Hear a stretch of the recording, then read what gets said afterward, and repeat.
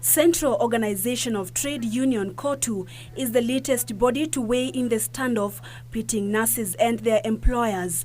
COTU officials have differed with the government, which has termed the ongoing nurses' strike illegal. You can't say that Panyako made a mistake. He issued a strike notice, gave good time, in fact more than what is required by the law. The law requires only 7 days. He gave 2 months. Maybe because in his own wisdom, he thought the nurses were on an essential service, which is right. But within that period, the Cabinet Secretary for Labour has not acted in any way possible. Was the minister in a coma?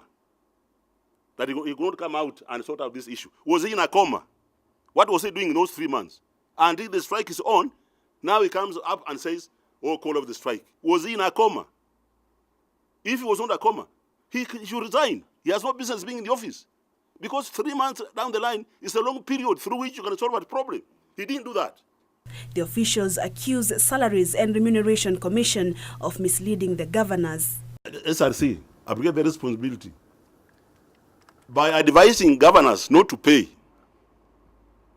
the allowances to nurses.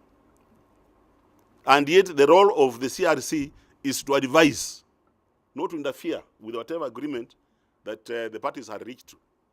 They say the return to work agreement signed between nurses, national and county governments in 2017 is legal and must be implemented. Governors are duty bound to honor the collective bargaining agreement signed by the union so that nurses can go back to work. We sympathize with the Kenyans. On its part, the government warns that those nurses who will be fired for taking part in the strike will not get back their jobs.